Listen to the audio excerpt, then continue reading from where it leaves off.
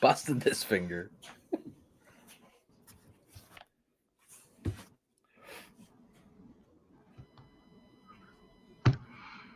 Hello and welcome to another episode of One Fall WrestleCast Live. Tom and I took the last couple of weeks off. We had some things going on in our real life, so we are back with you tonight. Tom has finagled himself into an early birthday present, and we are going to enjoy that with him here to start the show. Also, we've got a couple of things, the little housekeeping from the last couple of weeks. Aleister Black, Adam Cole, and Bret Hart. So, and then obviously, let's talk about Wargames. Wargames! Did it live up to the expectation? I don't know. We'll see what happens here. Should be a good show. Can't wait to hang out with you. Let's get after it.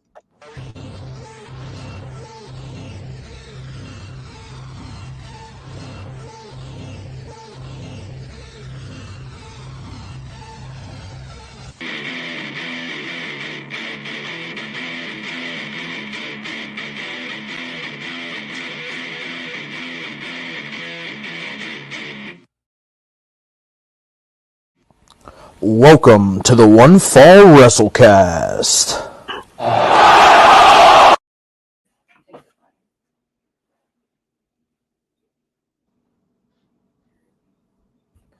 It's the onest of falls. What's up, dude? Nothing. It's my birthday on Saturday. My beautiful girlfriend got me My birthday was just this past Sunday. I wished you a happy birthday. You got a text. How was the Polar Express? I did. It was yeah. Was it everything you thought it was gonna be? Yeah, it was it was my worst nightmare, if I'm being honest with you. Sorry. It was not very compelling, but you know what? The younglings seem to have enjoyed themselves, and that's what matters. The WVU game on Saturday. The WVU game that I went to on Saturday was also my worst nightmare. We played number 5 Texas Tech, and it was 28-0 at halftime, and the game ended up finishing with a 49-0 score. Oh boy! I removed myself and my family from the 27-degree temperature on Saturday afternoon, abruptly after the Pride of West Virginia marched off the field to end halftime. And I was not the only person that left after the Pride of West Virginia marched off the field. I wasn't even going to bring up Saturday because I saw that. Now I'm just gonna leave.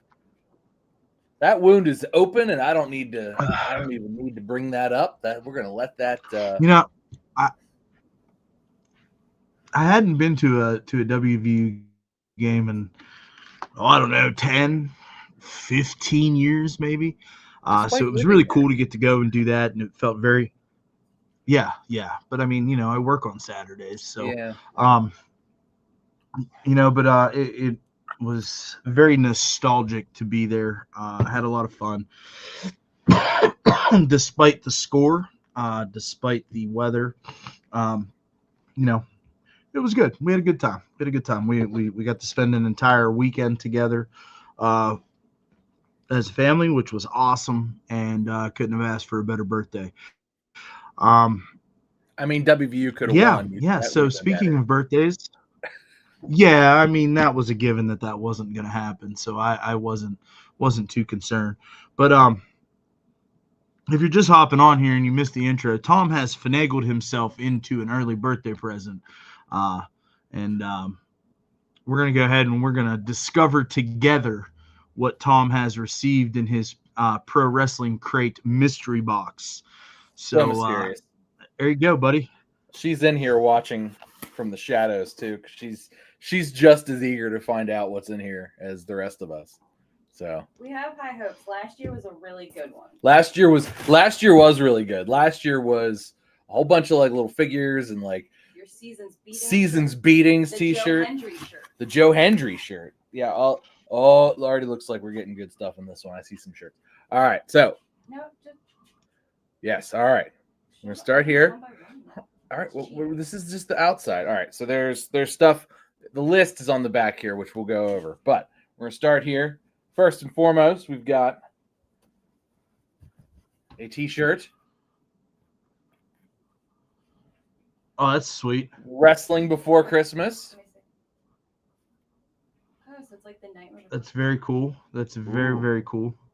It's on nice, like, stretchy material, too. Very nice. All right, what we got here? It looks like more. What we got here? Very nice. Uh-oh. We got a Kevin shirt. Killer Krampus. I'm rolling it up. Killer Krampus. Oh, that's awesome. So we're gonna see. I'm gonna get to wear some Liars Kevin. don't get presents; they get sent to hell. That's awesome. That'll make our friend Don the barber real happy. Sure. I think I might see something I might be. We got a Saint Mick hat here. We're gonna have to put this bad boy on. Okay. Oh, it fits. Oh, look at that. Saint Mick. Wearing this the rest of the day. All right, let's see what else we got here. We got some. Oh, this is good for the random bloody suplexes. A John Moxley first aid kit. So it looks like there's Band-Aids in there. That's pretty sick, actually. I mean, that is both ironic and hilarious. I mean, this is cool. I mean, we do always say that Mox would blade on a back body drop. Hey, he did. We watched it happen.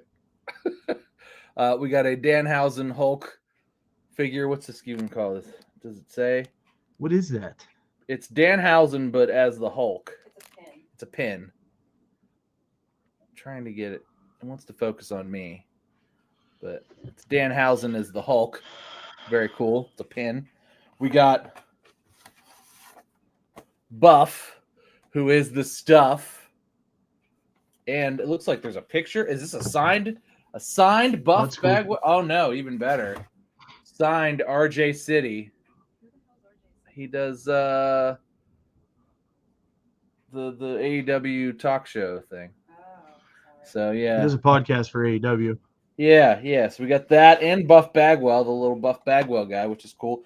And it looks like last but certainly not least, we got a comic book with Shotzi. And who's this supposed to be? She's right behind me, isn't she? Tommy Tuxedo has finally stolen Christmas. You know anyone looking to buy a tank? I'm selling one cheap. She's right behind me. So I guess that's Tommy Tuxedo. We got Shotzi right there. Very cool. How Tommy Tuxedo Stole Christmas. Story by Shotzi Blackheart. Mike Kingston. Art by Doug Hills. Letters by Jacob Bassel. Cover by Doug Hills. So that's pretty neat. I do enjoy me a comic book. And I don't have any wrestling comics, so this is cool. This is the world's greatest wrestling comic, allegedly. And some stuff from RJ City. I don't think RJ City is going to make it up on the wall, though. No, I'm sorry. I thought it was going to be a cooler signature. It's okay. I got the thing because I was expecting something cooler from Mick Foley because he was one of the featured. How could this not be cool? This is the coolest. I thought it'd be a shirt. And then I didn't know because Kevin is Karrion Kross, right? Yes. Yeah, that's who I said you wouldn't like in there. What do you mean? I love this. I thought you hated him. We got I love to hate him. Killer Krampus. Love it. That's pretty cool. That's a cool shirt, and this one, this is I think what's getting worn. Well, now I got a Christmas Eve and a Christmas Day shirt, so this one's what's getting worn. One of those days, this was probably Christmas Day. No, before, so this will be Christmas Eve. I mean, I definitely got my money's worth again because I had the 25% off coupon, and she had a coupon, ladies and gentlemen. Not a coupon. A coupon. A coupon. Nice. Coupon. A coupon. Coupon. Yeah, this is I'm digging this Saint Mick hat. I've been wanting a new Santa hat, and I don't know that I could Well, have I mean, asked for. he is the Santa Claus of pro wrestling. He is, and I actually kind of I did. I was joking with you before, right before we went on. I busted my finger and I burned myself. So this Moxley first aid kit is actually pretty useful because I've been bashing myself, but at least my hands, pretty good as of late. So get this out of its blood, out of its Happy early birthday. blood safe bag. Thanks for letting us unbox. Thank you. My girlfriend is Good smart job, Ashley. and beautiful, and she's thoughtful, and also nebby. And yeah, RJ City autographed 8x10. St. Mick's Santa hat, Moxley first aid, Shotzi headlocked comic book. Hulk. That's Hulkhausen. He's the Hulkhausen enamel pin is what it is. He's Hulkhausen. That's pretty sweet. The Buff Bagwell Brawler. And then Killer Krampus, Killer Cross t-shirt, and then Wrestling Before Christmas t-shirt. So yes. Wonderful. Thank you, Pro Wrestling Tees. Thank you, Ashley. And That's awesome. I dig it. That's awesome. These like the shirts I got last year. I've the season's beatings got worn to every Christmas event. So now these ones get to get worn, and I'm glad to have them early now. So now I can just sort of wear them around and look festive. And Seasons Beatings will be making a return this year, of course. Yes, for sure. So happy early birthday, sir. Thank you, sir. Good Much job, appreciated. Ashley. Thanks for sharing that with us. It looked like next month's box is gonna have some Owen Hart stuff in it, based on the postcard that you sent. So that's pretty cool. So if you're interested in, getting the Pro Wrestling Crate mystery box, there's some Owen Hart stuff that's going to be in there. So not a sponsor, but happy birthday, bud. Thank you. Happy Thank birthday. You. It's always they've always been fun boxes. Yes. So that's awesome. So we got a little housekeeping because you and I haven't been here the last couple of weeks. We've had some things that we needed to deal with in our real life, and so we've got a little housekeeping here. Maven took to his YouTube channel a couple of weeks ago and publicly addressed the ongoing controversy surrounding the Undertaker's podcast. And he offered his perspective on the whole Michelle McCool taking over as the co-host thing. And he talks about, Matt Lyda as the driving force of the show's initial success, and admitted that his absence is a significant loss. Matt was the heel, the bad guy of the show. One of those things that you truly don't miss until it's gone. He suggested that Matt Lyda was likely hurt by the decision to move forward without him following the show's acquisition by WWE. And then Maven went on to address the accusations of nepotism directed at Michelle McCool, when Maven defended her credentials while acknowledging the difficult optics, claiming it's 100% nepotism, which undermines her talent and accomplishments within women's wrestling. He also noted that replacing a fan favorite co-host with a spouse inevitably creates a difficult dynamic for the audience. Maven says that The Undertaker's hostile response to dissatisfied fans, theorizing that wrestling legend felt hurt after 30 years of sacrificing his body for the business.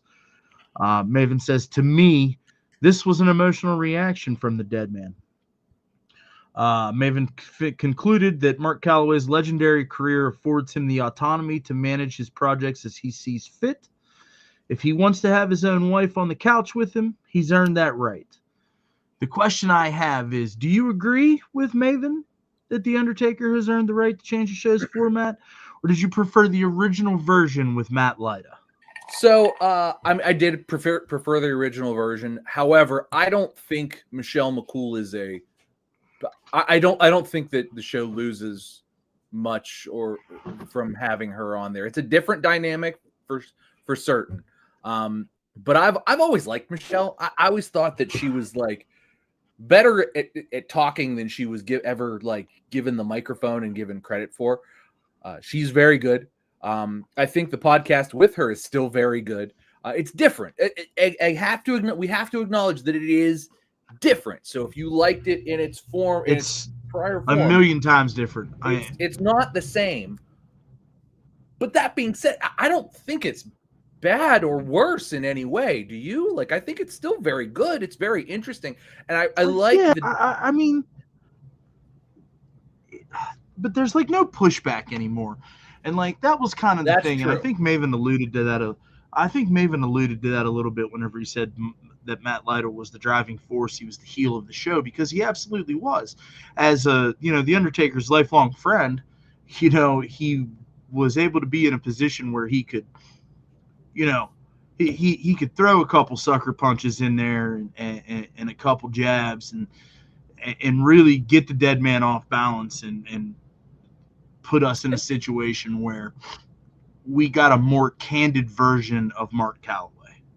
It was funnier with him for sure. Michelle's not as funny. I will say that she is.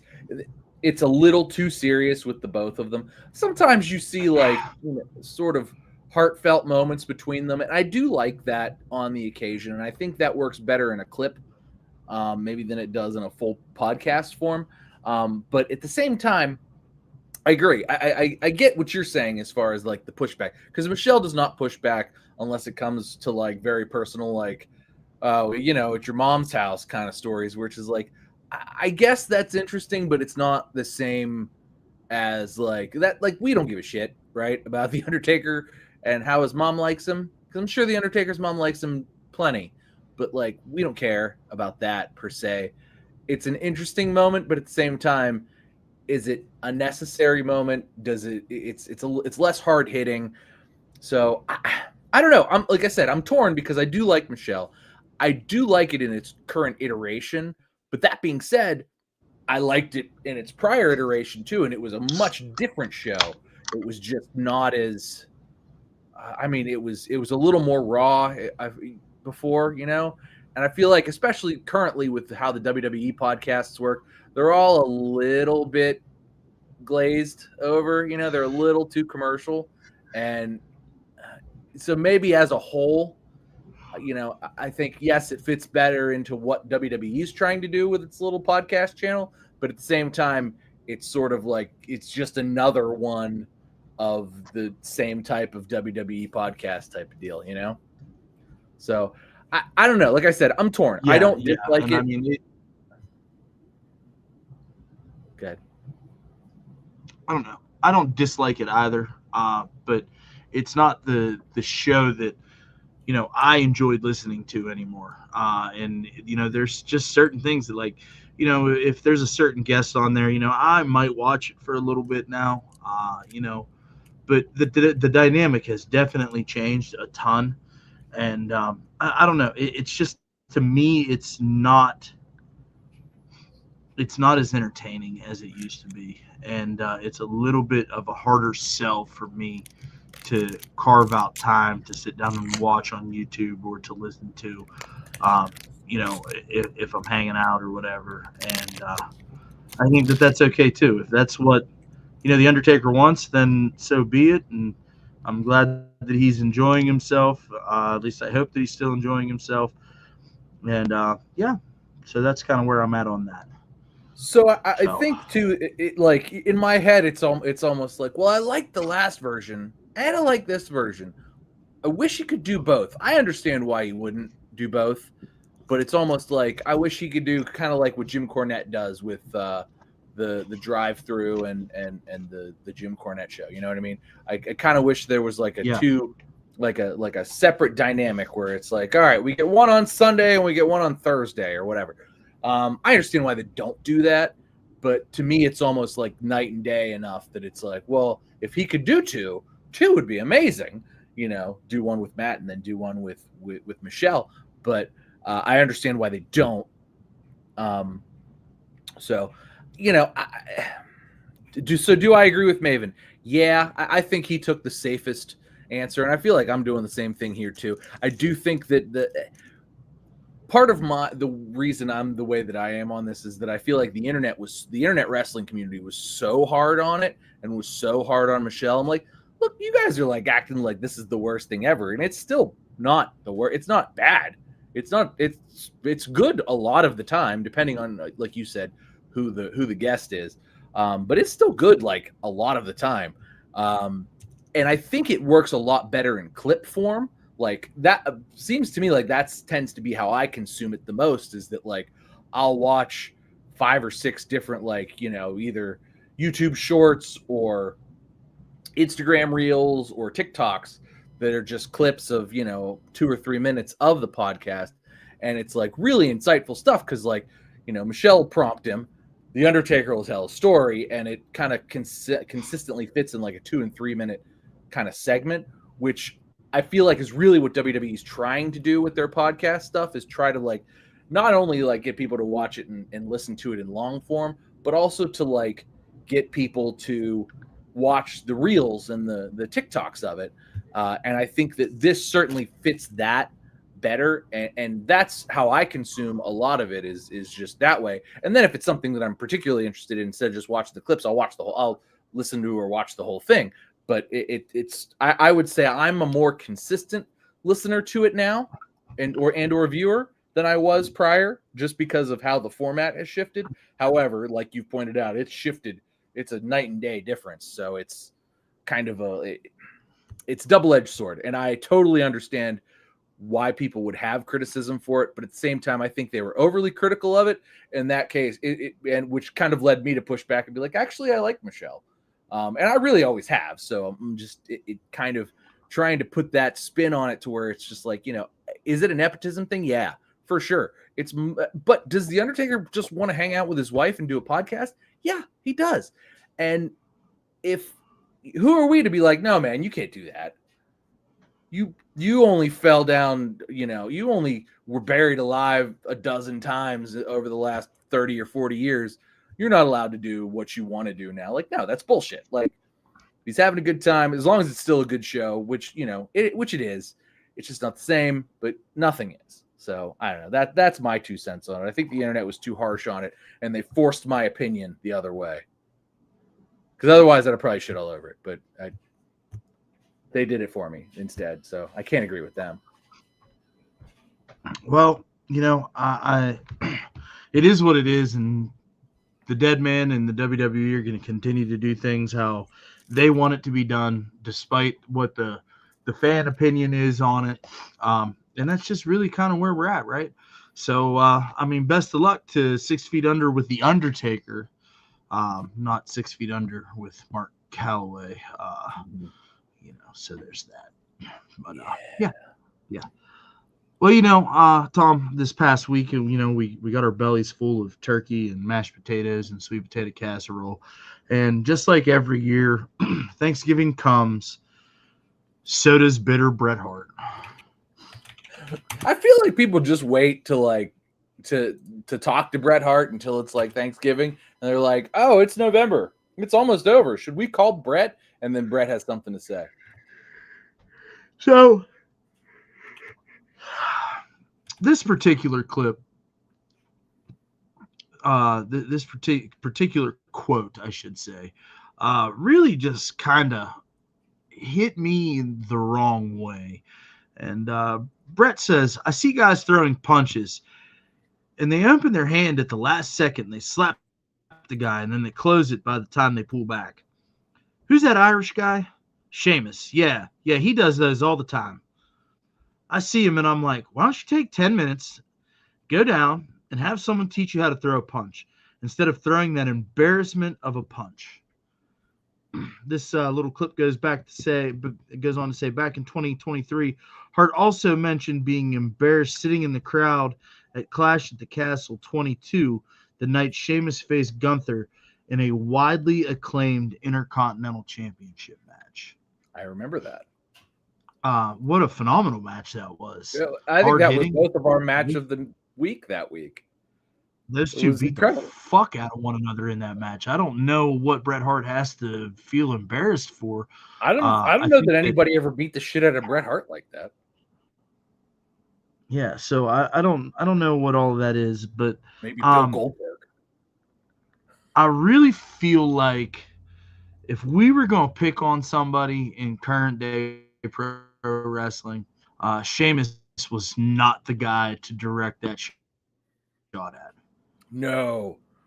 Sheamus, Gunther, Ilya Dragunov, not the guys to be like, oh, learn how to throw a punch. Those guys are smacking the shit out of everybody, like just unleashing.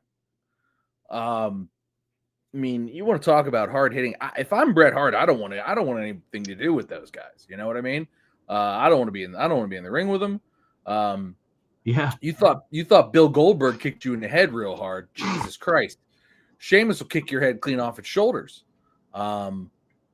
Yeah, man. And like that's the thing, right?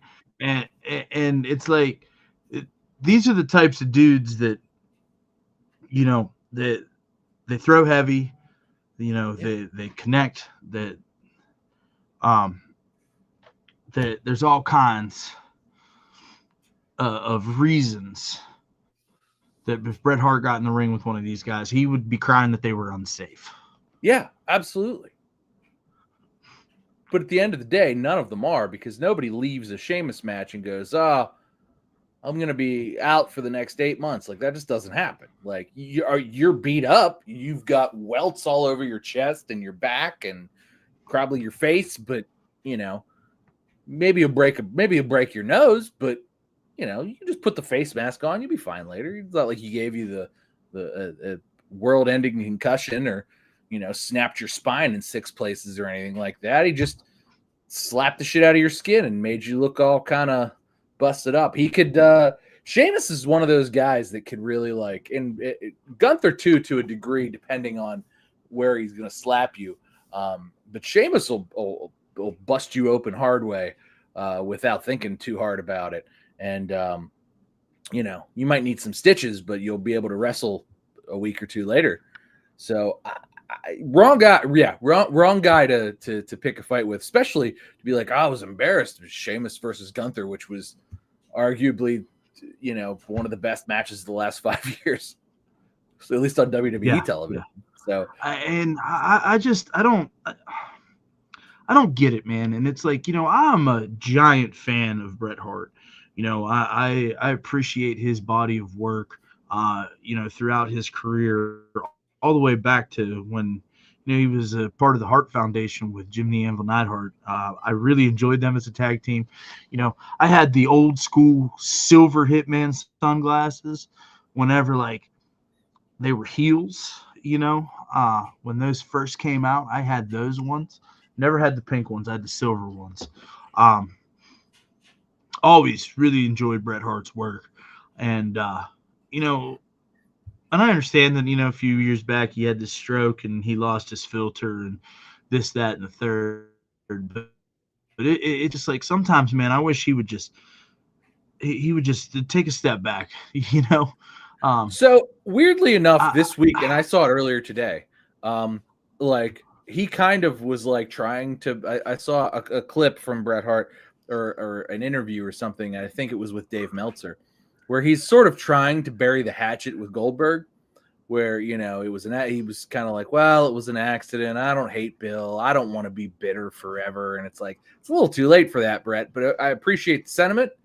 But then it's like, this comes only a week or two later than from him doing this, or saying this stuff about Sheamus and Gunther. I think in the same interview that you're talking about, he also was like, oh, yeah, Vince McMahon and Shawn Michaels were definitely in a sexual relationship together. I think this was. Oh, yeah, he definitely did say that. That was it was within the same breath. So it's hard to take him seriously because, yeah, he'll come down off of whatever high he was on to kind of and whether it's just, old age getting to him and he's just feeling cranky that day or meds weren't right or something like that. And it's like, he'll be cranky and he'll point out something. It's like, dude, what are you even fucking talking about? If you want to be mad at Dominic Mysterio or something, but he leaves him alone, or Dom's the wrong guy to be mad about. I don't know. You want to be mad at Cody Rhodes or something like that, or call Cody out and he's too much entrance and showmanship or something like that. That's one thing. But to go after that Sheamus and Gunther match from 2022, that was bullshit, wasn't it? And it's like, no.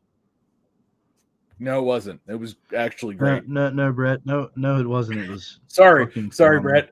Brett. Oh, by the way, did you know Shawn Michaels and Vince were fucking at the time? Like, no, Brett, we didn't. Like, that sounds made up to me too. But you know, it's nice to see you, man. JR said, Brett's just out here stirring the pot. It's like, okay, Brett, like, nice to see you, but like, I'm glad he's giving interviews. I do like, I mean, regardless of what he says and whether or not I agree with it, generally it's just like, dude, are you still seriously this mad about that? And it's always like fucking years later. It's like, how have you been festering on this particular thing? Because like, you know, even the Sheamus versus Gunther matches almost 3 years ago at this, or is 3 years ago at this point. Like, what? Why are you still 23? Yeah, why are we 22. still festering about it? Why? Yeah, why are you? I don't. Yeah, what are you doing? So, I don't know, man. I hope Brett has turned over a new leaf. Part of me thinks that he just was having a good day, and he'll be pissed at somebody else, or you know, making some comment about something that seems ridiculous. He'll be like shit talking EO Sky or something. Like, you know, be like, dude, are you fucking serious? like pick on somebody that deserves it instead of somebody who's like actually doing good stuff, who's at the top of their game, doing the top tier shit right now. So I don't know. Hopefully, yeah. No, I saw that too, and like I said again with the Vince and Shawn Michaels thing, which everybody immediately dismissed. Like, you would think, generally, if somebody were to say that, this is how you know how far we've come. Generally, if somebody were to say, oh, Vince McMahon and Shawn Michaels were in a sexual relationship together, like, people would be blowing their lids and it would be all over the place. It died as quickly as it showed up. Yeah, like, certainly did. I think I'm the first person to talk about it since that clip aired. Like, it died that day. Yeah, because JR was just like, "Yeah, by God, that never happened." So, I was in the room every day. Moving on. Tony Khan was recently on the Ariel Helwani show again after Ariel Helwani said that was the worst interview that he had ever done in his entire career, and that he would never sit down with Tony Khan again. But what I found interesting was that last 2 weeks? Ariel Helwani had asked about it. Yeah, it was like 2 weeks ago. Ariel Helwani had asked about Adam Cole, and Tony Khan says that, you know, he loves Adam Cole as a performer and as a friend, and he was heartbroken about him not being cleared ahead of All In. And he said that he's glad that Cole felt like he could tell AEW he wasn't well. He says that there will always be a role for him with AEW, and glad that Adam Cole got to have his moment. And that Adam Cole has officially declared he will never complete in the ring again and hand tires from in-ring action. Yeah, I hate that. So what we're saying is Adam Cole is retired from in-ring action at the ripe old age of, what is he, 38? 37 maybe? Hold on, I can look this up. I have in front of me 36 years old. And all Tony Khan did was drop Adam Cole on his fucking 36 head. years old. All he did was drop Adam Cole on his fucking head for 2 years. You know, I'm not saying he was the second coming of Shawn Michaels. Certainly wasn't. Shawn was bigger. Shawn was taller. But man, the guy had charisma for days. Still does, I'm sure. Has charisma for days. And Tony Khan just kind of casually showing up on Ariel Helwani and being like, "Oh, Adam Cole is retired from in-ring action." I think is very man. It's almost like it felt yucky to me when that came out. Did you feel yucky? Because I felt yucky. It felt gross. Yeah, I did. Very disappointing, because as somebody that has a lot of respect for Adam Cole's body of work, to have not gotten the chance to see him blossom in the company that he had heralded as the savior of the wrestling business, in so many words, to go and be put into situations and get dropped on his head and get hurt, and to ultimately have to end his career. It's pretty disappointing, right? But I mean, kudos also to Tony Khan for seeing that Adam Cole did have a presence and did have charisma for days and had the ability to be a top tier in-ring performer, because just months prior, somebody told Adam Cole they were going to shave his head and make him a manager. That's true. And it was a demented old sex pervert, but like that, you're right. They were going to shave his head and make. But had they done that, hindsight being 2020, had they done that, Adam Cole may still be able to wrestle to this day. So it's obviously hard to look. Again, we benefit from being able to, from the benefit of hindsight. We can look back and be like, "Oh, this is what could have been," and it wasn't, and it never became. But at the same time, like, what a waste! Like, God, like, you want to talk about fumbles and things that could have been and should have been that never were. I mean, Adam Cole's got to sit at the top of that list, because everything this man touched was gold for the last decade. Anything he touched was like, this is the best thing on wrestling television, period. And whenever it was on, you turned on the TV. I mean, as botched and as sort of, and this isn't the fault of AEW or any of the performers at the time, as botched as like the Devil storyline ended up, like everything leading up to that, if you were to like sort of super clip the whole thing, there were injuries and stuff in between there, so it kind of got a little disjointed. But if you were to super clip the whole thing, it's a fantastic wrestling program. It is unbelievably good. MJF and Adam Cole, what a pairing. Better than you, baby. I still have the shirt. That was gold. Like, that was top of the card. To me, that was every bit as good. That could have been. It was, again, kneecapped by injuries and everything else. But that could have been as long-term good as any long-term good, like, maybe not Bloodline, but like, it could have been okay, well, we have the Bloodline here, right? This is the gold standard. And then, but like, after that, better than you, baby. Could have been. I mean, if it wasn't kneecapped by injury and stuff. And I think that's really, and we were uber critical of AEW at the time with how unsafe of a style was happening. And I think that like Adam Cole and sort of that storyline in particular is sort of the glaring issue with what was going on in AEW at that time. It was just like, the boys were going out there and getting their careers fucked over. Where's Dante Martin even been, right? Like, I mean, we're talking about a guy that had jumped off everything they put in front of him, and we were like, oh, this guy's going to be a major star. And like, now, I don't know, is he permanently on crutches? What's he doing now? Because it ain't wrestling. Right. So, I don't know. And that's the thing about the AEW product. Like, we continued to talk about over the years, was it didn't have an identity. And like, they all wanted these giant high spots and, these unbelievable, acts of athleticism and shit like that. But motherfuckers were getting hurt every single week on television. Yeah. And, they've since reeled it in.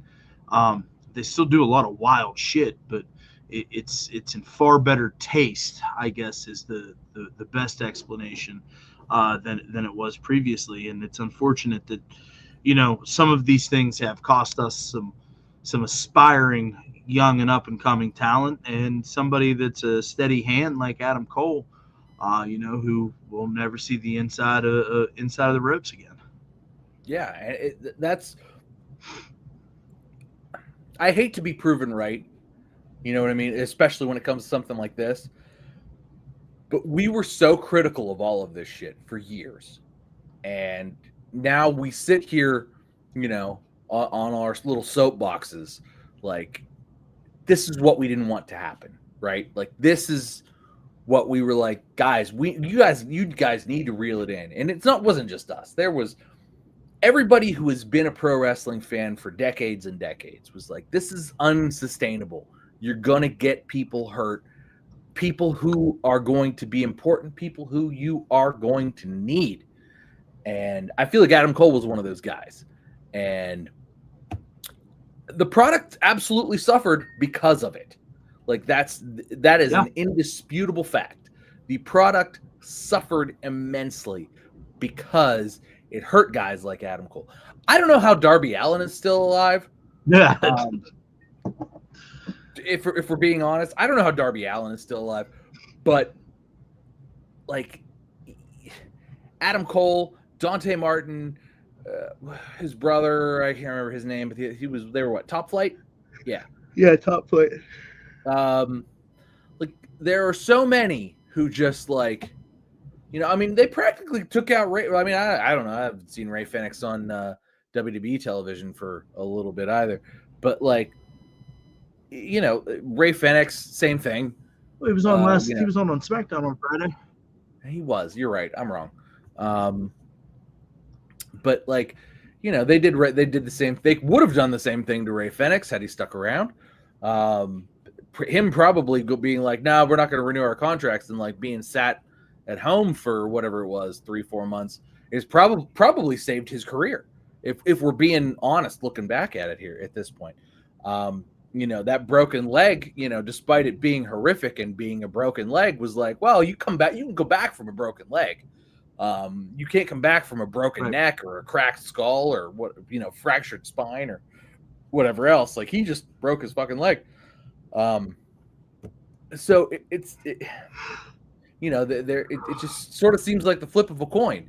Is it like, do you snap your leg on a botched triple front flip, or do you snap does your neck, come off? Do you have to decapitate yourself from a shitty power bomb onto the apron from the outside of the ring and have to not wrestle ever again because one good clothesline will send your head into the third row because your spine and your neck aren't really fused anymore.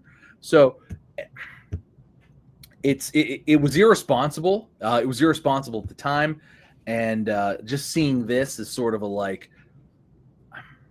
And the way it came off when Tony said it too was almost so tone deaf. I don't know. It kind of left me a little sick after I saw it. I had to like take a little break and kind of go, I don't really, just breathe a little bit. I didn't really like it. I still don't like it. I still don't like what's going on with AEW and Dr. Britt. I know it's kind of being held, kind of close to the chest here, but same thing. And I think a lot of AEW originals and sort of like that first wave of guys, I kind of think this is going to be one of those things we look back on in whatever iteration of Dark Side of the Ring we see 10 or 15 years from now as kind of like, the dark side of AEW. And, I think this is probably going to be sort of the pinnacle of at least one of those seasons is the Adam Cole saga. And I do hope that Adam Cole comes out and speaks his truth and kind of says what happened, what it is. So I don't know, man. I'm brokenhearted about it because I'm a huge Adam Cole fan. Always was. Guy was amazing. Anytime he had a match, it was my match of the week. I wish him the best of luck.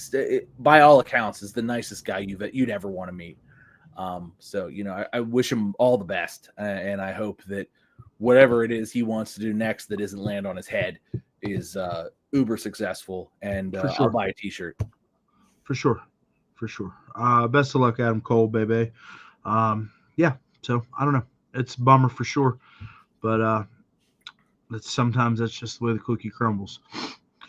So I grabbed this screenshot of this week. Actually, it was the day before Thanksgiving, and it really made me laugh. So I figured that we needed to talk about it. Aleister Black revealed in a new interview that Vince McMahon added a creaking sound to his WWE main roster entrance because McMahon seemed to think Black's character was a vampire, something inspired by old school Nosferatu and Count Orlok imagery. Black didn't hate the idea, but felt it didn't add much and disrupted the presentation fans were used to. He understood why some disliked the change as it didn't fit his own vision of the character. Still, he accepted it as part of McMahon's interpretation. Black also noted elsewhere in the interview that maintaining his presentation is important when he returned to WWE.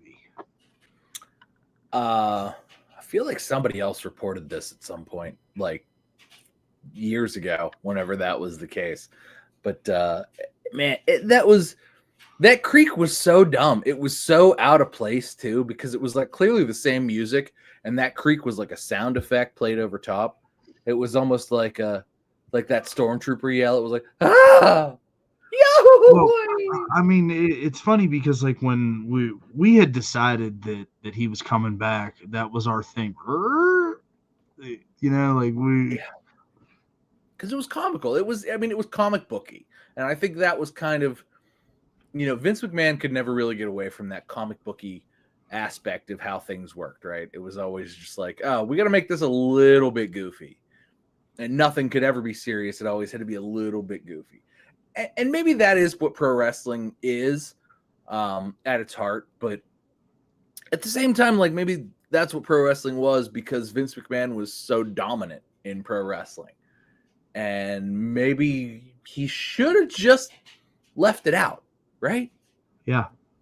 Like, what do you even know why?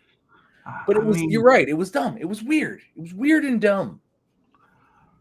It didn't make any sense. And like, I mean, kudos to Ali Esther for, not getting in the way of his own career by protesting a coffin creak, because it could have been way, way, way worse had he could have taken his ball and went home to Dusseldorf, Germany. Yeah, he certainly could have, but he didn't. And then eventually he got sent to Dusseldorf, Germany. AKA AEW. That was so... Did he have the worst AEW career of any WWE crossover? And the thing is, he shouldn't have. But how was his so bad? Like, how was it so bad? Just because Tony Khan didn't know what to do with him. That's why. Like, Brody King was fine. Buddy Murphy was less fine. But, like, how was his so bad? And, like, he even got the House of Black, which on paper, if you write out what he did, like, if you write Aleister Black shows up, Aleister Black fights Cody Rhodes in a match where shit gets caught on fire. Aleister Black has a House of Black, including Buddy Murphy, Julia Hart, and Brody King. Like, if you write all of this out, like, all of this is like, this should have been great, right? It sucked every time. It fucking sucked every week. And all four of them knew it. Every time anybody walked out, it fucking sucked. And it was like... Maybe not Julia Hart, but like at some point, like Julia Hart just showed up alone. You know what I mean? Like, yeah. Everybody else was like, okay, this works. Let's let her go by herself. And everything else around that sucked. And it was like, why does this suck? And like, there are as many people to point blame. Like, you can't point blame to the wrestlers themselves because what they were doing was good stuff. But commentary was like fucking the worst on any of them. Like, if any of those people showed up, like, you had to mute it because if you listened to what commentary was going to say, Excalibur was going to bury whatever was going to happen there. Like, that was going to be bullshit. Tony Schiavone was not paying attention and was looking at, like, tits in the audience or something because he's... Yeah, he was just happy to be there. He was just happy to be there, Excalibur. JR was fucking high on whatever foot cream he was using it that week. Who else? Daddy Magic was really excited to talk to Chris Jericho, guys. And Chris Jericho was like, well, obviously I'm the best. And it was a fucking massacre. every time. And it was like when these guys came out, that's when everybody decided that they were going to be silly and jovial. And that's not the same guy I wrestled in Dusseldorf, Germany. That's not Tommy End. Like, go fuck yourselves. Everybody in AEW who was not those four people for fucking that up so royally while the wrestlers were just doing a good job. But everybody else around it fucked it up. Like, I can't think of another instance where like everything's where the wrestlers themselves were so fucking good and everything was so fucking cool, but everything around it sucked so much. Like, I can't think of another instance in time where that was the case, because it was unbelievable. Like, you couldn't watch it and be like, how is this happening? Like, go back and watch clips. Anybody watching, anybody listening, go back and watch clips with the sound on. It is like what you're watching in the ring versus what you're hearing on commentary and post-match and whatever is like, are they trying to bury these? Did commentary already hate these guys? And sometimes their opponents too hate them so much that like they had to bury them like this. And it was just, it makes me sick to think about. It's so dumb. It was so dumb. And this was like a thing that should have been taken seriously, like a heart attack, like the Undertaker was. Like when we were kids, and the Undertaker would show up, we were fucking terrified, as we should have been. Oh yeah, we should have believed that Aleister Black was going to kill everybody that he saw. Oh yeah, bury them and possess them and fucking turn them into demons or whatever. But commentary thought he was the second iteration of Doink the Clown. Rank, rank. So, I'm sorry. And to this day, I still sort of watch AEW kind of on mute because Excalibur can go fuck himself. Tony Schiavone should have retired. He should have stayed retired. But you know, JR, I hope he's recovered from cancer, but I don't want to hear him talk ever again. And Daddy Magic's fine. He and the least interesting man in the world can continue to hump the air, and I may hump each other or however that goes. I don't care. I don't give a fuck. But yeah, man, it makes me mad to think. It makes me salty, real fucking salty, because they had something good. And again, like we just talked about with Adam Cole, they just fucked it up differently. They were like, how can we fuck this up uniquely? We can fuck everything up, but let's fuck it up in a unique way. Certainly did. So, I got a feeling big things to come from Aleister Black here in this second WWE run. We just need to figure out how it fits. So I really think that there's one more John Cena appearance left. I really think, not that I think 2025 was bad. I'm not gonna jump on the bandwagon of like, 25 was terrible. It was better than, it wasn't as good as 24 or 23 or whatever, but it was so much better than like 18, 19, even 20. It's just, we're on the down, but also like, they really wanted to give John Cena his flowers, so that dominated a lot of the programming. And I think the product suffered a little bit or stagnated a little bit because of it, but I'm also not like, I don't hate what they did with John Cena. But I really think that after John Cena's done, because it kind of like crescendos with the end of the year, right? I think that they take off next year running. I think they've sort of been saving everything up. And it's like, look, we've got John Cena. We've put all this money into this marketing. We've put all this money into this. And we want to give this guy a good send-off because we want him to go on and have a fantastic movie career for the next decade and a half. And be like, and every time they interview him, he's like, I'll always be thankful for my WWE career. But they want him to be the biggest movie star in the world. And he very well could be. Yeah. So, like, I think this is, they're sort of more, saving it, right? They're filling the coffers and just trying to be like, look, we've got all this. And then once John's gone, we can pop off again. And then he's just saying good things when his blockbuster movies come out. And we're popping off. So when people are watching the show, they're like, holy shit, this WWE stuff is amazing. So I'm hoping that's what they're going for, but it's right now it's a little, I don't say cold. Cold is the wrong way to say it. Cold was like 2019 was cold. This is lukewarm. This is it's it's lukewarm. But I think they're just positioning, and I think that wrestling fans would do well to understand how that works with the ebbs and flows. Because if you're not down here, sometimes it's really hard to be up here all the time. Like you can't, because then this becomes the standard, and the standard can't be the standard. Well, especially not if you're a Pittsburgh Steelers fan these days.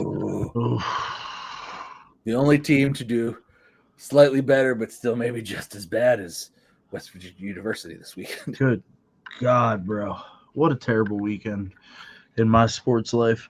If you're a football fan, if you're a Pittsburgh, West Virginia, if you're Walt and I, this was a bad football weekend. 100%. And real quick too, just without getting too far in depth, I think that we can all agree that the Last Time Is Now tournament is just the Gunther Open, right? Like, oh yeah. Actually, Jay and LA Knight really put on a really good. It was short. It was about 8 or 9 minutes, but they put on a really solid match tonight. It was the last thing I watched before we good. kicked I can't off wait here. to watch it. So we'll check that out whenever we wrap up here. But yeah, there's just no way that Gunther's not winning this tournament, and John Cena's last match is going to be Gunther. That just makes the most sense. And if it doesn't happen, I will be more surprised than I. Yeah, I mean, we've gotten fantastic matches out of it. You know, like you said, AEW is about to kick off or is kicking off. I didn't watch on Wednesday; I was busy. But they kicked off their Continental Classic this week. Oh, nice. And so, that always makes AEW TV really enjoyable. Yeah, because it's just like random matchup, but it's like, why are these guys fighting? Because they really want to win and they want to advance in this tournament. Okay, that makes sense. It's basic as shit. But then you can have two guys who are great at wrestling wrestle each other, and you just it's their same cold match format. It's just there's meaning behind it. Yeah, it's so much better. And when WWE does it, it's also great because and WWE, to their credit, don't do it as often. But like when they do it too, it's like, oh, I like this. This is good. I like this. And it's very meaningful because it's like you get to wrestle John Cena in his last match ever. How does that make you feel? Amazing. Yeah. And Gunther's just out here retiring guys, so. Also, has John Cena not had this John Cena run this year has been the best John Cena that's ever actually existed? Am I not? Is this not the best? It's been great. It's been great. Even like the wonky heel stuff at the beginning of the year that we're just trying to act like doesn't exist. It was good. And then him just, I'm over my bullshit. While still getting a chance to take a shot at The Rock, I thought was good. I think it's been great. You know, the the matches that he's had on random television shows, like the 6-man tag that he did this last Monday Night Raw. Yeah. Phenomenal. Who would have thought we would have liked a 6-man tag? That's so much hard fun. to do. That's hard to do. But it's hard to be like, we're gonna have a 6-man tag match because you go, oh my god, and then they have it, and it's like that was fun. Let's table this discussion because I got a feeling that after, this December 13th, Saturday night's main event, that following Monday, you and I are gonna probably do a John Cena retrospective. So I don't want to. That's fair. I don't want to get too far down that rabbit hole. That's fair. We can do some research. We can be well read in our John Cena retrospective, or we're well watched. Is probably the best way to put it. There you go. Get the man bun out. Get the locks a flowing. It's like I tried to go to the barber. I wish Don the barber was here. It's all tangled wish- and shit. Like, I wish Dawn the barber was here today. I tried to go to the barber today, but they were all closed. And I'm wondering if today is a fun barber holiday or if like all of the barbers in my neighborhood got arrested. So it's hopefully they didn't because I like all of them. They're all really cool guys. But there was no barbering to be had in Green Tree, Pennsylvania today. So I will be wearing the Saint Mick hat for the remainder of the show. hell yeah. So let's just go ahead and let's jump right in. Wargames was on Saturday. Four matches on the card for the show. The women's war game, the men's war game. We had Dominic Mysterio versus John Cena for the Intercontinental Championship, and we had Stephanie Vicaire versus Nikki Bella for the women's worship. All pretty good. Joe Swanson, 69 Riz. Hello to you, sir. Thanks for being here. Thanks, Joe. So we kicked off the show with the women's war game match with Team Rhea, AJ Lee, Alexa Bliss, Charlotte Flair, Io Sky, and Rhea Ripley taking on Team Asuka, which was Becky Lynch, Lash Legend, Nia Jax, the Kabuki Warriors. Team Rhea gets the W. Thoughts, concerns? So okay, I like this match as a whole, and 41 minutes this match got. I liked it as a whole in a bubble, but at this point, there have now been 6 women's War Games matches, and the babyface team has won every single one of them. The babyface team in every War Games match is now 6-0, and in every single War Games match, Io Sky has been in it. In 4 of the 6, Rhea Ripley has been in it. It's notable to mention that I thought Lash Legend did a really good job being in there. She looked like a big deal, and everything. They made her look like a big deal too, giving her the last entrance into the match, and they definitely made her feel like a big deal. Yes, and I thought that was a good thing. My friend of the show, Don the Barber, says barbershops are closed on Mondays. Mine generally are not, though. Like, there's 2 near me, and that's fine. I hear you, and I'll go tomorrow, and hopefully it's open, and hopefully. But they were supposed to be open from 9 a.m. to 8 p.m. today. I'm just saying. And I'll go tomorrow. It's fine. It's literally a minute down the road. But anyway, back to women's War Games.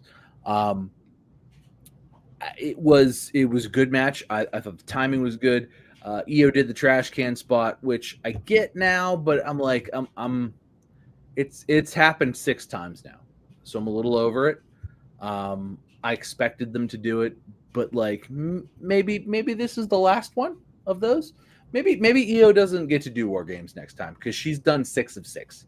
So maybe like next time we just let somebody. Maybe we just put Bailey in it or anybody else. Literally anybody let's do that, and I'm cool with it.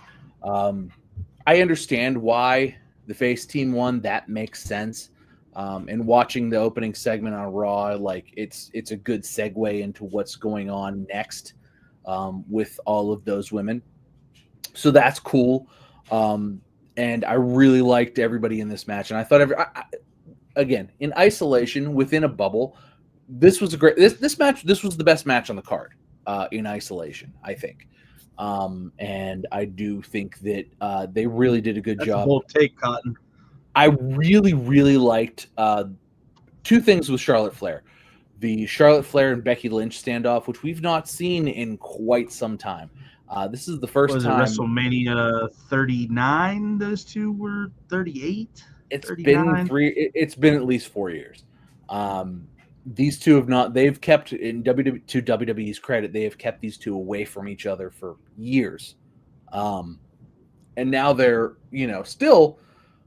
Right now, they're kind of as popular as they've been and on good runs as they've been since the last time they saw each other, and they met again. And I think that's really impactful.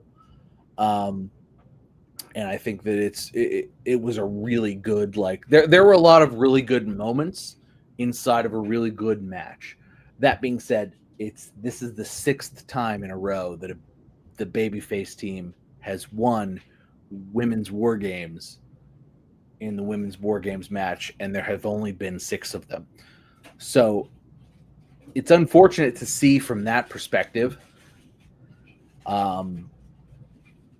Like, I feel like maybe the heels should have won last year to just kind of make this better. But again, that's me looking at it from like God, if only would have let the heels win last year, kind of a thing. And I don't remember what happened last year or why the baby faces should have won. But like, I feel like that little bit of breakup would have probably been good. And maybe the second women's War Games match, which was probably still in NXT at the time, maybe they should have won. Don the Barber says EO's whole deal is War Games, like the Hardys, Dudleys, and Edge and Christian are to TLC, where Foley is to Thumbtacks. That's a good. I mean, it's a good take. You That's know, a good I mean, take. but the unfortunate part about that, though, too, is that it's the same spot every year, right? It's the trash can on the head. It's the jumping off the, jumping off the cage and taking out the whole team, which sets up the end of the match. It's actually become quite predictable. And when she came out with just the trash can lid, I said, all right, well, who's bringing the trash? Who's bringing the custom trash can? I mean, kudos to Becky Lynch for hitting the internet afterwards and, really questioning the validity of the trash can. I don't know if you saw this. Did you see this? I've seen every last one of them. I've been glued to Becky Lynch since Saturday. She's put out 5 or 6 videos that have, like, if you watch this match and then watched everything and then what? Oh, I don't want both. Do something with them. Okay, thank you, babe. If you watch, she brought me beer. Oh, that's sweet. I'm the luckiest man alive. Anyway, that being said, like, if you watched this match and then, like, if you exclusively, like, this is the fun thing about being a wrestling fan, is that, like, you can kind of exclusively consume content that will really make certain things way better than they were otherwise. And this is one of those things. If you watched War Games and you're like, this match was good, but, like, I feel like this is kind of a carbon copy of some other women's War Games matches, but then you immediately watched everything Becky Lynch did on Instagram after that, and a lot of it WWE shared to their own personal Instagram page as well, and Seth Rollins shared it too. It was in his stories. Like, you were like, oh, this is so deep and amazing. Like, this is great because Becky has taken this, like, sort of, if you're a hyper fan, if you're somebody who's really into this. Dawn. Oh, boy. Dawn, you weren't here earlier. I have to tell you. I'm sorry to interrupt. No, please. This has to take precedent. No, so it's fine. Tom's girlfriend got him a Pro Wrestling Crate mystery box, and you will never believe what was inside of this said box. Oh, I still have all the stuff. I can show him. So bring it up. Oh, is it? I know what it is. I know what Dawn wants to see. Dawn the Barber.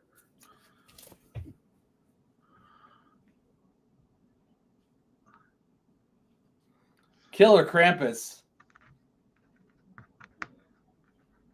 So the Kevin shirt will be a part of this. He said Trump ? No. Way better. Dawn the Barber says perfect. That's good, because I'd have burned a Trump shirt live on TV, live on whatever we're doing, live on YouTube. This fucking guy. Can we not do this today, you two? Can we not do this today, you two? All right. I have a nice lighter here somewhere. Can we not do this today, you two? I think my lighter has a pentagram. I'm asking politely. Can we not do this today? You've out of respect for you, because I love you, Walt, personally. Okay, we're not doing it. We're not doing moving on. Okay, moving on. The second match on the card for the Intercontinental Championship, we have Dominic Mysterio with Raquel Rodriguez and Roxanne Perez in his corner, taking on John Cena. Dirty Dom gets the W, new 2-time Intercontinental Champion Thoughts, comments, crises, I concerns. fucking loved it. This was everything I hoped this match would be. I loved it. I have no complaints. Going into it, it was On the Barber said Liv stole the show hands down. Absolutely. She John Cena. she even did the she hugged him and had the and then was like got the dead eyes. It was, I mean, this was the match for the real wrestling fans, right? This is for us. They did this for us, and I can't help but be when somebody panders to me personally. I can't help but love it, right? It's like, okay, you're pandering to me. Thank you. I accept, and I will embrace, and that's what this was. I no complaints. Love this Right match. decision to take the Intercontinental Championship off of. Absolutely. He's got one show left. But they've been teasing that his last match was going to be for the Intercontinental Championship, and now it's not, and it's like this whole thing.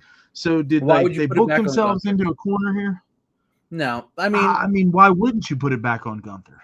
Well, okay, so had Sheamus not been hurt, I think there was probably maybe we'll let Sheamus do it, right? But Sheamus got hurt, and he can't be there. So I think the default is, it's going to be Gunther. Gunther does not need another Intercontinental title run. He does not. He can beat John Cena and then just immediately be like, look, I have retired the last two legends that this company or any company has produced. They're gone, and I have pinned them. Cody Rhodes or whomever, CM Punk, Roman Reigns, whomever. I am the greatest champion of all time, and I will defeat all of you, and then I will sit at the top of the fucking mountain because I am the greatest to ever exist. And that can be his shtick indefinitely. Thoughts on the old entrance music? Yes. I didn't. The new one, while it being similar, it wasn't different enough. You know what I mean? It was just like, well, this is just sort of a watered down version of what he already had. So let's just put the other version back. And I think there's a lot of instances in wrestling like just doing this where it's like, oh, we're gonna try something new, and it's like, well, this is just this similar but not as good kind of a thing. I don't know. That's my 2 cents. All right, well, let's circle back. Let's get back on track here with Dominic and John Cena. I mean, the Liv stuff was great. With the low blow, I feel like the John Cena run has had a lot of ref bumps. That's if I'm giving a harsh criticism, a lot of ref bumps in John Cena matches. I know why, I get it, but also can we not do something else? Anything else? Especially with Dominic, a ref bump just seems rudimentary at this point because Dom has done so many creative things with the ring announcer, with the timekeeper, with the bell hammer, with the bell itself. This seemed less creative than what we've seen with Dom in recent weeks. This seemed more rudimentary in my opinion. So if I'm going to give it a criticism, I'm just going to be a simple ref bump is very Attitude Era. In its lack of creativity, it's more like shoot from the hip kind of thing. It's like, oh, well, we'll just have the ref get hit. Okay. All right. Not as fun as it could have been. So, but happy to see Dom back with the title around his waist. Happy to see Liv back. Liv was probably the best part of the beginning of this year. Every match that Liv was in was like, holy shit, how is she this good? How is this good of a match? And how is Liv the center of how good this match is? So I'm glad to see her back, and I hope to see that return to form moving forward. Really interested to see what the Raquel Rodriguez, Roxanne Perez Liv Morgan dynamic in the clubhouse is going to be. So that's the first segment of this match. It's very, Okay.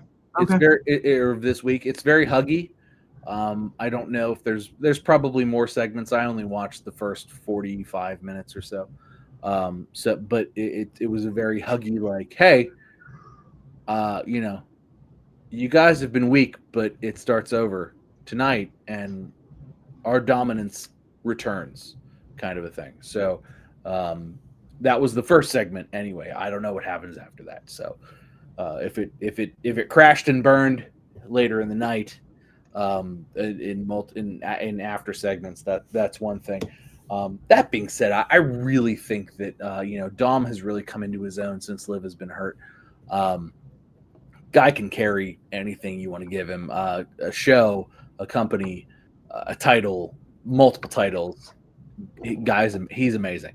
JD McDonough also coming into his own as sort of like just a fucking rock star. Like, looks dangerous, is dangerous. Putting on good baller matches every single week on television. Just a fucking Iron Man every week. It's like, all right, JD, you get 20 minutes, go. And it's like he's from 9 to 9:30 just fucking bumping and doing insane shit. Like, you have 20 minutes every Monday, go. And a commercial break. And it's so Don the Barber, I'm assuming, has a question for you, but I'm going to go ahead and answer it, and we're just going to move on. Don the Barber wants to know where ICE was during this event. Well, if they were in San Diego, Don, they were probably just slightly across the border at some whorehouse in Tijuana. So it was in my whiskey. Moving on. Yeah, but I thought that it was the right decision. Despite some of the pushback on the internet, I thought the match was phenomenal. Really, like you said it. Dominic Mysterio has really come into his own, and he's not the same, fresh face, white face, baby, white meat baby face that we were introduced to all those years ago. What was it, 2019 SummerSlam against Seth Rollins? Mm-hmm. He's definitely really picked up the ball and has run with it, and I imagine that they're probably going to put the world championship on him in the next 3 years. Absolutely.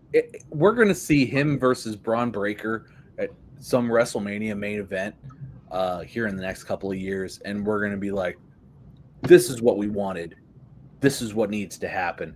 And so far they've done everything right.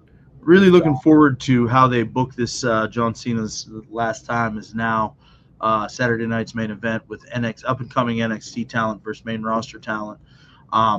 Really looking forward to that. What that's going to look like. That's going to be a chance, I'm sure, for Obafemi. I'm sure that's going to be another chance for Javon Evans. And I'm sure maybe Trick Williams will get an opportunity.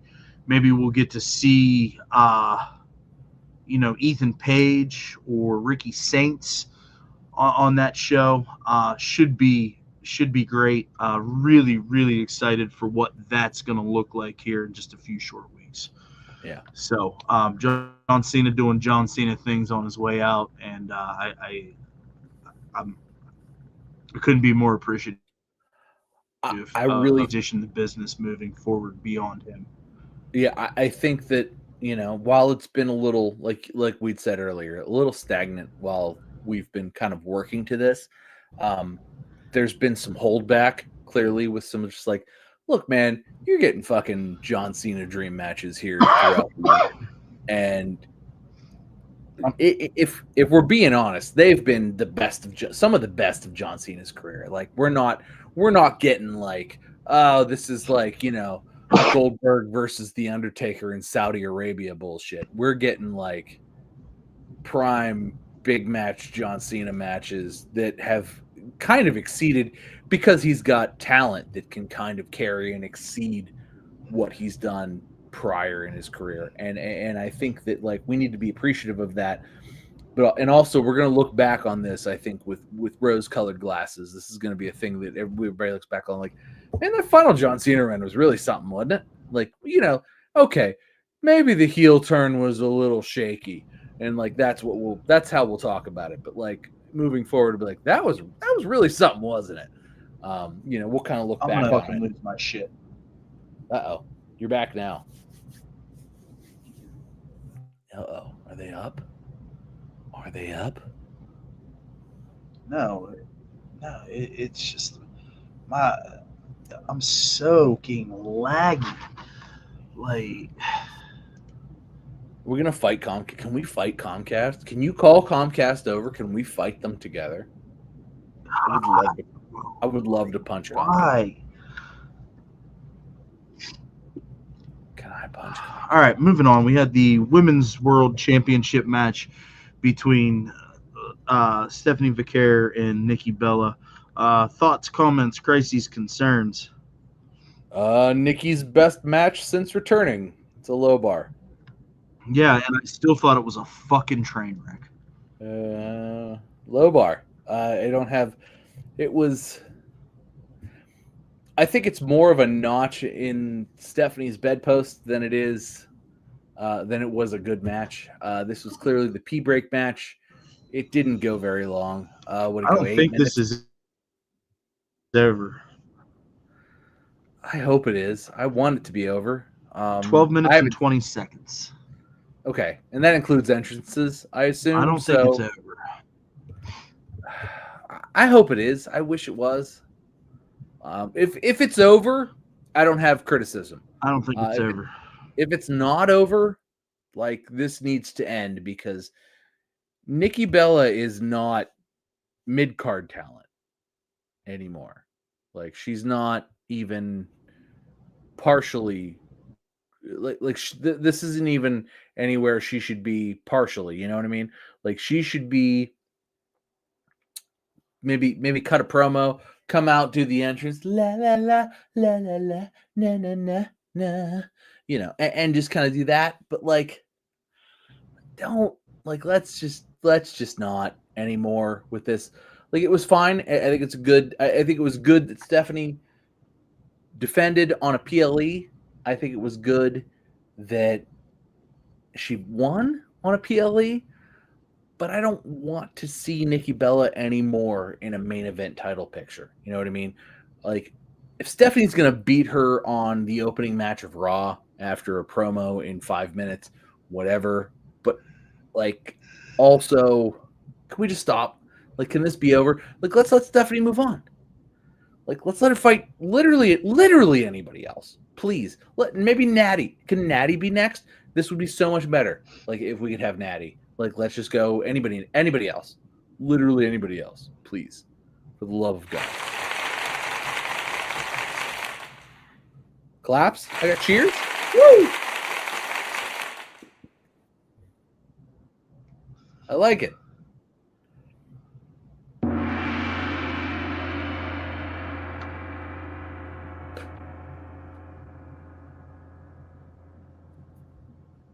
What other sounds you got? What do you think? I'm sure you're just like, you hate this. So.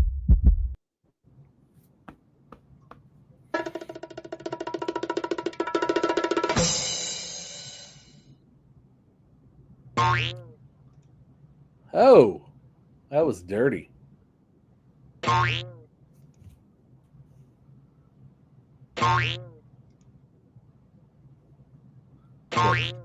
What you do in the privacy of your own home is no. Oh, there's a button that says more sounds. Oh, here we gotta have this.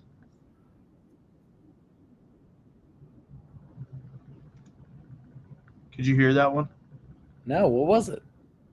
Oh, there it is. Oh, booze. Yeah, we gotta keep that one. We gotta keep that. The booze is a good one. Booze, man. Cheers and booze, I think, are good.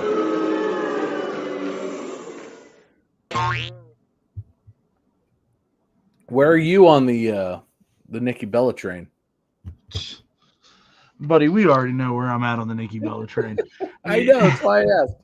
Listen, here's the long and the short of it. I was really excited that she turned heel, right? I thought it was a great move. I mean, it was. it's just still fell flat, man. What'd she do? She came out wearing fucking black tights, and a black t-shirt and a black hat instead of red. And it's like it was the same fucking song and dance. And she cuts this promo on Friday, and it's like, oh, I'm here to win championships. I'm here to compete. No, you're here for a payday. Okay? That's what you're here for. All right? You're not here to right any wrongs. You're not here to, supplement your legacy because you are the original. Hey, miss me with all that bullshit. Okay? You're broke. She's That's not the original, though. She's divorced, and like that's the thing. You're right. She got divorced. She hit the guy, and like she had to pay him money. She lost the lawsuit, and now she's accustomed to a certain. And that's why she's here. Yeah, not fooling anybody. That's why she's. And it shows. Okay, it shows in her work. It shows in her promos. I want it to be good. As critical as I am about Nikki Bella, she is, whether I want to agree with it or not, she is a legend to women's WWE pro wrestling. But man, I'll be goddamned if she is not stick out like a fucking sore thumb. Like it's bad. It's laughable sometimes, and I hope she gets it figured out. I really do. She was just carried by both Becky Lynch and Stephanie Vicaire in her last two matches. She carried like I mean, if you play Fortnite, she was knocked for both of them. She was put on shoulders and carried away, revived, knocked again, carried, revived, and it's like this is where we are with this, and it reminds me very much. God, it's like a watered down Goldberg version, right? Like they put Goldberg in the ring with Gunther, right? And Gunther carried that match and gave Goldberg what could legitimately be the best match of his career, right? And he still fucking complained. And not that she's complaining per se, but like I feel like we're going to get to the point where she's going to be like, well, my retirement run was botched, right? But like, we're going to look back at it and be like, you were put in the ring with literally the best women who have ever done it. And it's not just us saying it. It's ESPN saying it. It's Pro Wrestling Illustrated saying it. It's everybody is saying it. Oh, there we go. That's a good one. But to your point, be my new favorite feature here. But to your point, like we're like, this was every bit as good as we could have expected it to be, right? Like I went into this going, oh, this is going to be 8 minutes of actual wrestling and it'll be fine.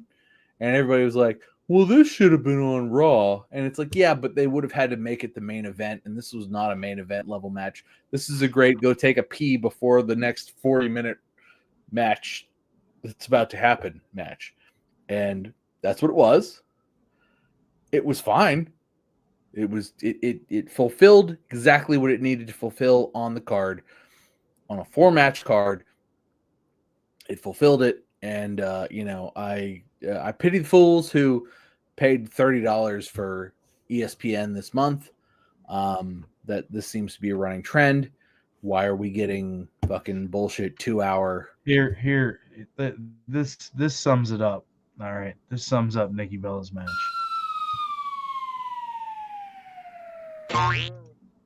Yep.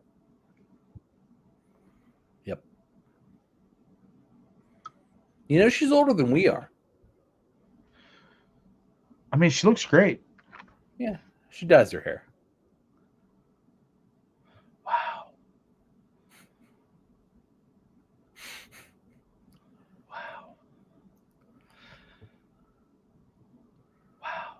Hey, at least she didn't like spin kick nothing this time. Like, there was no like mid rope like hiya to Becky Oh Lynch. my who god! Why was did they give me 10 the feet away. soundboard? What? Oh, they should have never given me sound effects. No, they should have given you sound effects years ago. 10 feet away. Oh, they should have never given me sound effects.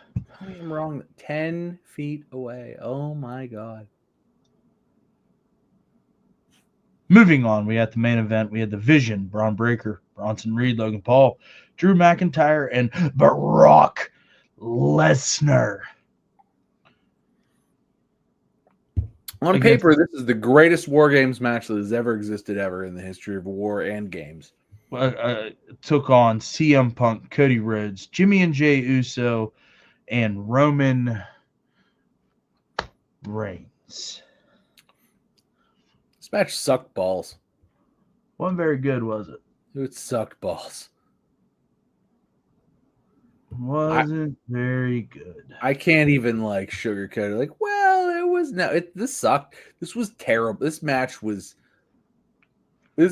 terrible. The finish was correct. I don't hate the run-in. Everything else sucked. This match sucked. Like, it was okay. So they lined it up correct. Everything on paper, everything was correct. In ring, everything sucked. Right? Everything sucked. Jey Uso ran it back. I get it for the live crowd. He was like, and like, if you're there live, you want to yeet, right? Like, that's the thing, and you didn't get to do that. Quirky. It was a quirky little fun moment. I don't have as big of a problem with that as the internet does. And I agree with the internet hates all things Jey Uso. That's why they do. You're right. But like, from the start, from the kickoff, like, I mean, they dropped Braun Breaker on his head. Yeah, they did. That was a scary bump. That was a real scary bump. You could tell everybody was scared when that bump happened. Commentary was scared. Everybody in the back was scared. You didn't see Braun Breaker on camera for the next 10 minutes because they were real, and the doctors were out there. Everybody was real concerned that Buddy broke his neck. And I'm not sure whose fault it was, but homie landed. I mean, if I'm being honest with you, it kind of looked like it was his fault. Yes, it did. That was it. It didn't even really look impactful. It just looked like he fell wrong. Which I get. Look, I would fall wrong and be dead. Okay. But like, I'm not the future of the WWE. You know? Facts. Like, I'm just not. You got to be better than that. And you're in the ring with everybody who's better than that. So that was terrible. At least Brock Lesnar didn't fall down, but like, he suplexed some guys and F5'd some guys, and if that's not what was happening, where was Brock? I mean, and maybe like the whole thing with Braun Breaker like really stymied the content of that match. Maybe. Probably. So we've got to look at it from that perspective. But I mean, it wasn't good. It wasn't good. And then when whomever jumps in the ring, kicks and stomps CM Punk while everybody just looks on in awe, and then scurries away as quickly as he scurried in. I'm sure on paper that seemed better. It just seemed disjointed. And then after the match, like, this was sort of my like my biggest pet peeve is that like Punk sort of shook it off and like fist bumped Roman like, oh well, thanks, kind of thing. Like, y'all fucking just lost. You lost the war. but you guys are like, oh, and then Roman's to Cody like, we're never gonna team again. Fuck you, kind of thing, which is fine. But like a wet fart at the end of kind of a match that was also sort of a wet fart. It just It wasn't great. On paper, it should have been phenomenal. It should have been the best one we've ever seen, and in the ring, it was one of the worst. We saw Blood and Guts with AEW a couple weeks ago, and I don't want to say it was better. It wasn't. It was dumber. It was gimmickier. This should have been the work rate match because it had all the work rate guys in it, all the guys who could do this shit. And it wasn't that either because we rolled it back. It's just me, Oos. They want it. And like, I like that. Okay. I'm not trying to tell you that I don't like that because I do, because I yeet people all the time. I'm like I show up, like I have my yeet shirt that I don't wear here because I like to wear it in public. And I'm just like, if people are like, yeet. And I'm like, yeet. And it's fun, right? It's cool as shit is what it is. But at the same time, fucking like, let's just, you can't do that if everything else is bullshit and everybody else is phoning it in. And that's what this felt like. Everybody phoned it in. CM Punk is like air guitaring a steel chair and then eats the pin, whatever, 20, 30 minutes later. Yeah, that's your world heavyweight champion. That's your world heavyweight champion. Honest to God, Drew McIntyre, I'd call this, I feel like I said this 2, 3, whatever, last time you and I were like not just talking together, but we were on like a camera. I was like, oh, I feel like fucking Drew McIntyre should pin Cody Rhodes, and that makes a lot of sense. No, Drew was sort of inconsequential to all of this. Like he randomly Claymored a few guys, but was mostly inconsequential, which is very limp dick of Drew's. Like, why is Drew's character a very limp dick at the moment? I mean, I know why. Like, they really want to push like, hey, Braun Breaker's the future, and like, so is Bronson Reed. Like, he's only like 36 or whatever. It's like, but fucking like, we need to give Drew some flowers here, and maybe they still will. But like, man, what a disappointment on kind of all aspects. It was like, as a whole, it was fine. It was okay. It wasn't like, oh god, this is the worst thing I've ever seen. It wasn't Aleister Black's AEW run as a whole, but it wasn't like a lot better than that, right? It was just like, it was just okay, I guess. Okay. It was like eating at Eaton Park when it was busy. You know what I mean? It's like, This was like my club was fine. Wish I had more turkey. Wish my bread was a little more toasted better, but okay. It was $10, whatever. Like, that's kind of what it felt like, but like, it wasn't $10. It was like, you paid $30 to watch this. If you're only a WWE fan, you paid, and you don't have some basic cable package that includes ESPN Plus. Like, you paid $30 to watch this, and it's like, that was not a $30 entree there. That was a $7 entree at best. Like, that was a mediocre sandwich when it should have been like a steak.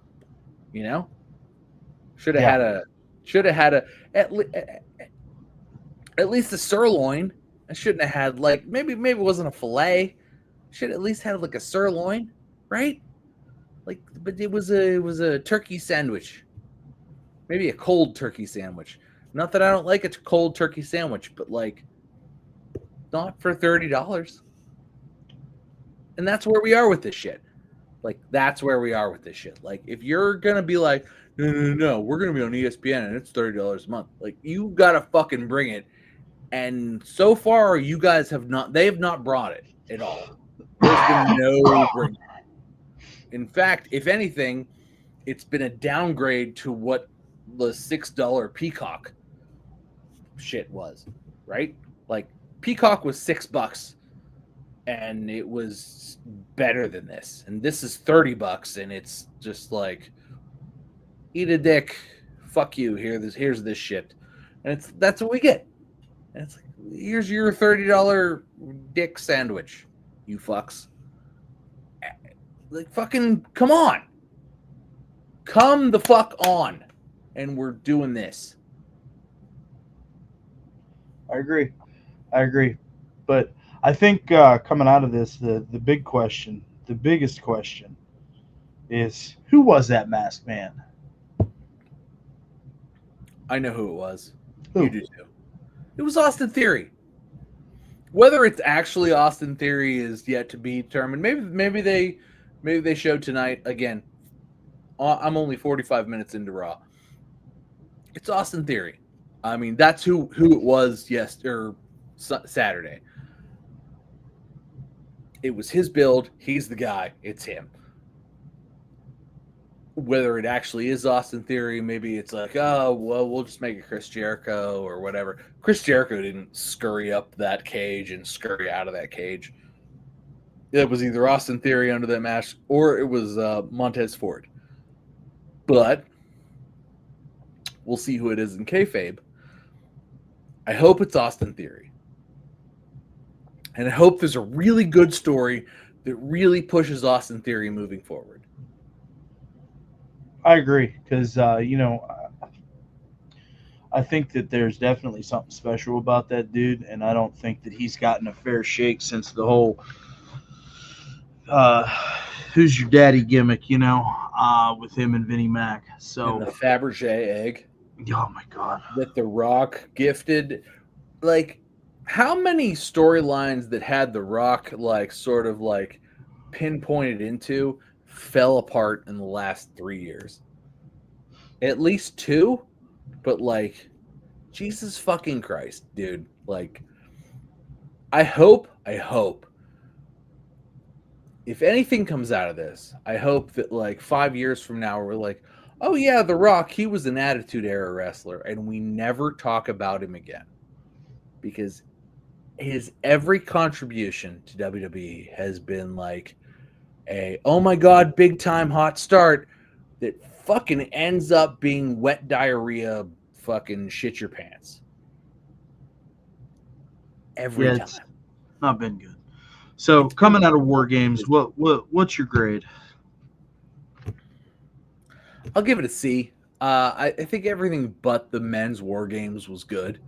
It had the men's Wargames delivered, it would have been an A, and I think that's really what they were going for, right? They were like, look, this men's Wargames match on paper is the best Wargames we've ever done, and then it sucked. But everything leading up to it was good. It was just good.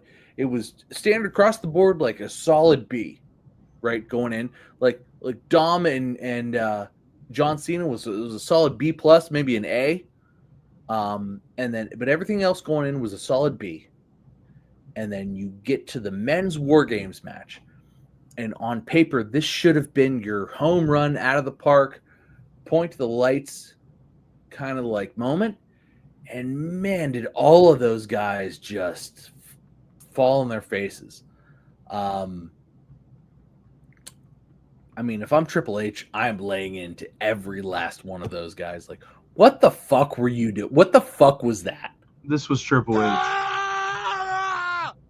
Yeah, what the fuck? You guys were our crescendo, and all 10 of you fucking flopped. The lot of you make together millions and millions of dollars, and the lot of you phoned it in. What the fuck? And that's exactly how. Exactly. Boo. The crowd was hot as shit, but the crowd should have booed. And I hope that they've learned a lesson from this, and I hope that everybody involved in this match is embarrassed, and I hope that they're so embarrassed that they're ready to come back and fucking turn up the heat a little bit because they were trying to phone it in, and they should all be embarrassed. I agree. I think it was a C show. Extremely disappointing. Should have been the best men's war game match of this generation, and it just was not. It was used as a storytelling vehicle. Like I said, though, at the same point in time, did the Braun Breaker thing, stymie that match a little bit? Did it make it feel disconjointed? Did it make it not what it was supposed to be? We'll never know. Like these guys are professionals. They should have figured it out. Like, there was too much talent in that ring. Had Braun Breaker's head come clean off his shoulders, I agree. I'm not should have still been a better that. match. I'm not disagreeing with anything you just said there, but I mean, we've also got younger guys in there that may not have the same level of awareness as some of the veterans. But the veterans should have carried, and they did not. And I think the blame in this lays solely on the shoulders of the veterans, and maybe not Braun Breaker and Roman Reigns, because they in War Games is God. It's such a like open wound of kind of this kind of shit, because like you don't have Roman Reigns in there and Brock Lesnar in there being able to be like, no, okay, here's what's gonna happen now, because this fucked up, and you're gonna go here, you're gonna go there. Where the fuck was Cody Rhodes? Cody Rhodes was there when that happened. CM Punk started the match. Where the fuck was he? Right? Jey Uso, main event, Jey Uso. Fuck you doing, buddy? Like, start calling some shots. You want to be, let's roll it back. Jimmy, we're fucking Jimmy. Come on, Jimmy. Like, be the big brother. Bronson Reed, same thing. Like let's like, oh my God, Roman and Brock aren't here. What do we do? Like, fucking figure it out. You guys are fucking veterans, and you're already carrying the goddamn titles. These guys shouldn't need to come in and save the lot of you. And it got better, but also like it kind of was all like the shit had already hit the fan, Yeah. And it was like, can we just? We should all be able to trust all 10 of you. There were 10 men, 10 of you. Somebody should have been. You had Austin Theory run in, and I'm sure Austin Theory hit all the points that he was supposed to hit, because like that like little spot was great, but like everybody was already in such like wet fart chaos. So like by the time that happened, it was just like, okay. Cool. Okay, good. A gimmick thing is happening. Oh, who's the masked man? Maybe we found it tonight. Maybe we didn't. Maybe it was totally like, because we saw Paul Heyman. This is kind of a spoiler, but not really. We saw Paul Heyman be like, Pierce, he pinned your champion. We need to talk. And they walked into an office. Oh, okay. Could you have guessed that was going to happen?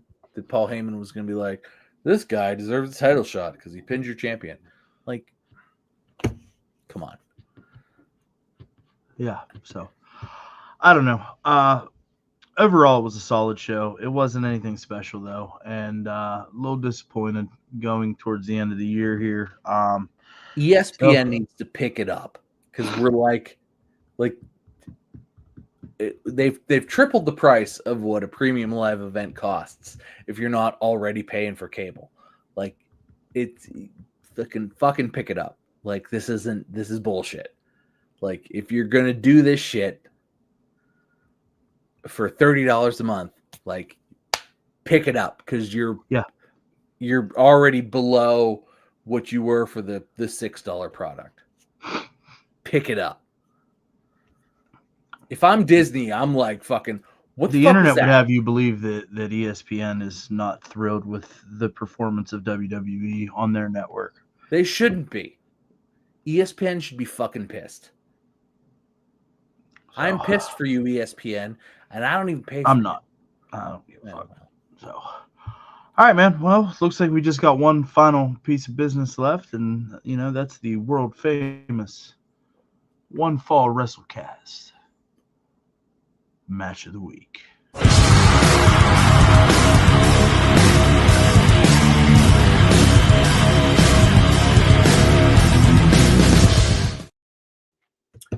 Google does know this is world famous, by the way. Yeah, well, that's why I keep saying it. Yeah, it knows. My match of the week, because it's been a few weeks, my match of the week was 1, Adam Page versus 1, Samoa Joe, for the AEW World Heavyweight title in a steel cage, motherfucker. It was unbelievable. I undersold this the whole time.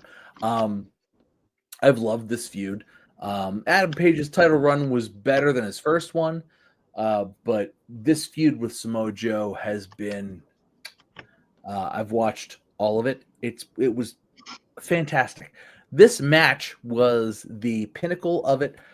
Joe won, as he should have. Adam Page is again a new father. I feel like this is like a very recurring thing with Mr. Adam Page. But kudos to him because I'm a fan.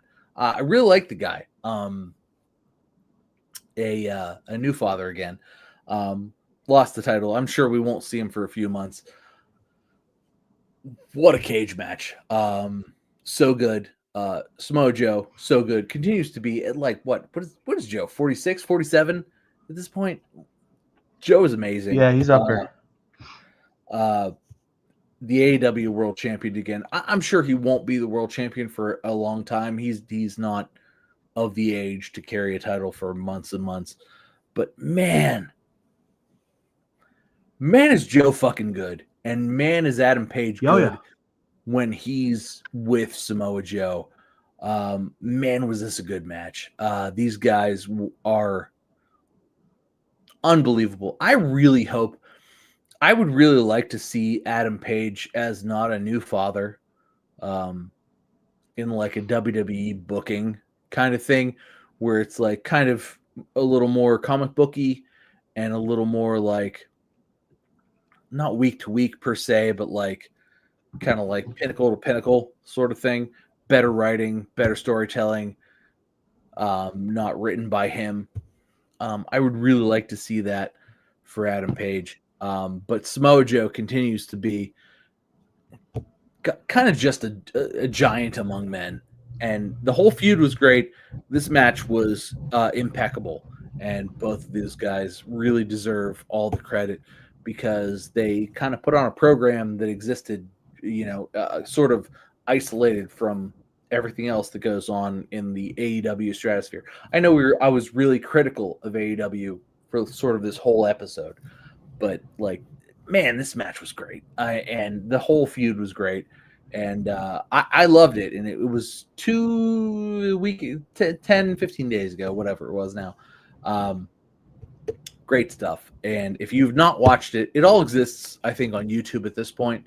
I maybe watched it live unscrupulously, but good shit. Great shit, in fact. So watch that. Really, really good stuff. And I would watch it again. Well, I obviously didn't watch it. I've kind of fallen out of touch with AEW as a product as a whole. But with the Continental Classic starting up, that kind of scratches my itch for them. So I'm sure I will be tuning in here moving forward for the next couple of weeks. With that being said, my match of the week was Dominic Mysterio versus John Cena for the Intercontinental Championship. So good. I've really enjoyed their little feud that has taken place over the last several weeks. I think that it's done nothing but elevate Dom into a top tier status, and being able to pin John Cena on a big stage to win back his Intercontinental Championship is going to do tons for Dom's career moving forward. So kudos to them for that fantastic piece of business. And Yes, that was my match of the week. Love to see Liv back too. Like that's Yeah, kind absolutely. of like I love that they used her in that spot as well. That to me was like, oh, like and I feel like that's kind of what like sort of helped deflate the main event a little bit. It was like, oh my god, this is gonna be great. This is good, like because it was like the build. It was like you got the first thing, and it was like, oh, the women's war games. It was a good match, and it was like, oh, well, the baby faces won again, but still, like that was cool. It was good. And then you got that the Dom and like John Cena thing, and it's like, all right, we're on an upswing right now. And then you get the little flat line, right, with Nikki Bella and Stephanie McCare, and it's like, okay, this is fun. Like that's what I expected it to be. Like I wasn't like, shooting for the stars. Like I gotta pee, I want to drink a beer, and like let's just go there. And then it was like, bam, like wow, why? And it was like that's what sort of like, because we were good, right? We were in the groove, and then they fucking fucked it up at the main event, and it was just like, that sucks. But hopefully good things come next. Yeah, we'll see what happens. You've always got to remain optimistic, even coming out of a shitter. That things will play out in form and fashion that will be entertaining. So, hey, man, if you're still hanging out with us, man, we appreciate you. Go ahead and hit that thumbs up button. Maybe even consider subscribing. We would greatly appreciate it. You can check us out over on Twitter and Instagram at @1_fall WC. That's ONE. And as always, thanks for hanging out. It's all love. We'll catch you next week. One Fall WrestleCast. I felt like that was tight, huh?